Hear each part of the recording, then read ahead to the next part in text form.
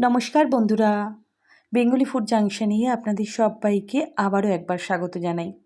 আজকে আমি আপনাদের জন্য নিয়ে এসেছি দারুণ টেস্টি নিরামিষ চানা পনিরের রেসিপি। এই চানা পনিরগুলো আমরা দোকান থেকে কিনে বা রেস্টুরেন্ট থেকে কিনে খাই। আপনারা খুব সহজেই আমার রেসিপি দেখে বাড়িতে ঠিকঠাকভাবে বানিয়ে নিতে পারবেন। আশা করি আমার রেসিপি আপনাদের খুব ভালো লাগবে। আর ভালো লাগলে কিন্তু একটি লাইক, কমেন্ট ও শেয়ার করতে একদমই ভুলবেন না। আর আপনারা যদি আমার চ্যানেল নতুন ভিজিট করেন আর চ্যানেলটি ভালো লাগে, তাহলে চ্যানেলটি সাবস্ক্রাইব করে দেবেন। চলুন দেখে নিই। এখানে আজকে আমি চানা পনির করতে এখানে নিয়েছি চানা, যেটি আমি ওভারনাইট ভিজিয়ে রেখেছিলাম। নিয়েছি পনির, এখানে কাঁচা লঙ্কা, টমেটো, আদা, কাজু বাদাম, টক দই, চালমগজ, পোস্ত, ধনে গুঁড়ো, কাশ্মীরি লঙ্কা গুঁড়ো, হলুদ গুঁড়ো, কসুরি মেথি। এই নিরামিষ চানা পনির কিন্তু রুটি, লুচি, পরোটা সব কিছুর সাথেই ভালো লাগে, বা তন্দুরি রুটির সাথেও কিন্তু খুবই ভালো লাগে। ওভারনাইট ভিজিয়ে রাখা চানাটি আমি প্রেসার কুকারে সামান্য জল, লবণ ও হলুদ দিয়ে বসিয়ে দেব। একটু ভালো করে মিশিয়ে দিচ্ছি। এরপর 2 থেকে 3টে সিটি আমি দিয়ে নিয়েছি, যাতে চানাগুলো খুব সুন্দরভাবে নরম হয়ে যায়। আপনারা যদি আজকে আমার ভিডিওটি ফেসবুক পেজ থেকে দেখে থাকেন, তাহলে পেজটি লাইক করে ফলো করতে একদমই ভুলবেন না। আর প্রত্যেক বন্ধুদের কাছে অনুরোধ রইল ভিডিওটি স্কিপ না করে ফুল ভিডিও দেখার, তাহলে আপনারা যখন চানা পনির তৈরি করবেন পারফেক্টভাবে তৈরি হবে। চানাটি আমি জল ছেঁকে আলাদা করে তুলে রেখেছি। এরপর পুরো রান্নাটি কিন্তু আমি সাদা তেলে করব। একটি ননস্টিক প্যানে আমি সাদা তেল দিয়ে প্রথমে কেটে রাখা পনিরের টুকরোগুলো দিয়ে দিচ্ছি। পনিরটি দিয়ে আমি একটু ভাজা ভাজা করে নেব।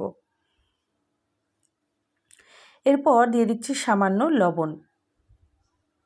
দেখতেই পাচ্ছেন পনিরগুলো বেশ সুন্দর লাল লাল করে আমি ভেজে তুলে নিচ্ছি।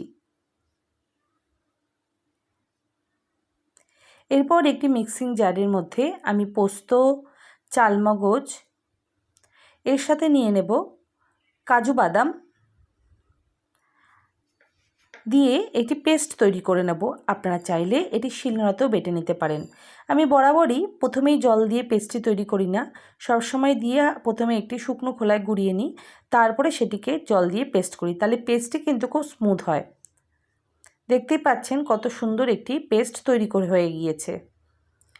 এরপর আমি কড়াইতে আরও একটু সাদা তেল দিয়ে দিচ্ছি ফোড়নের জন্য গোটা জিরে, শুকনো লঙ্কা, তেজপাতা। ভালো করে একটু নাড়াচাড়া করে নিচ্ছি ফোড়নটা থেকে সুন্দর গন্ধ ছাড়া অবধি।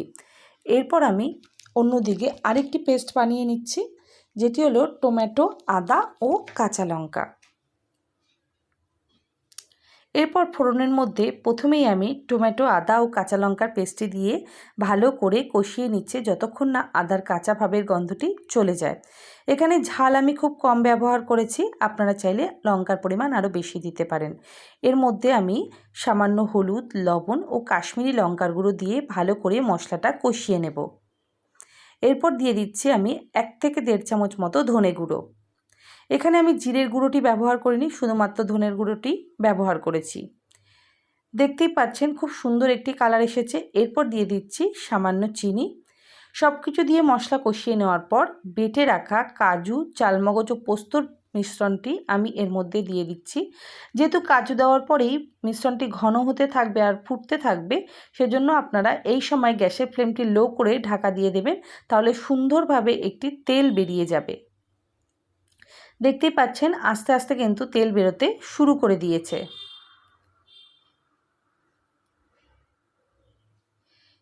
এরপর এখানে আমি 2 থেকে 3 চামচ মতো ফ্যাটানো টক দই ব্যবহার করেছি। এই ধরনের গ্রেভি কিন্তু আপনারা অন্য যে কোনো আইটেমেরও রান্না করতে ব্যবহার করতে পারেন, যেমন পনির বা চিকেন, তাতেও কিন্তু এই ধরনের গ্রেভিগুলো খুবই ভালো লাগে। আজকে আমি যেহেতু পুরো ব্যাপারটি নিরামিষ রান্না করেছি, তাই এখানে পেঁয়াজ আর রসুনটি আমি ব্যবহার করিনি। মশলার গ্রেভি যখন পুরোপুরি রেডি হয়ে যাবে, তখন এর মধ্যে সেদ্ধ করে রাখা চানাটি দিয়ে দিলাম। ভালো করে আমি মিশিয়ে নিচ্ছি আর পরিমাণ মতো এর মধ্যে জল দিয়ে দিচ্ছি।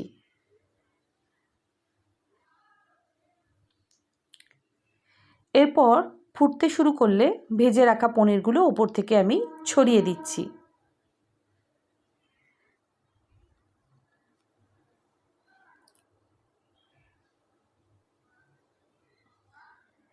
সবশেষে যখন রান্নাটি প্রায় শেষের পথে যাবে তখন এর মধ্যে আমি কসুরি মেথি দিয়ে দেব।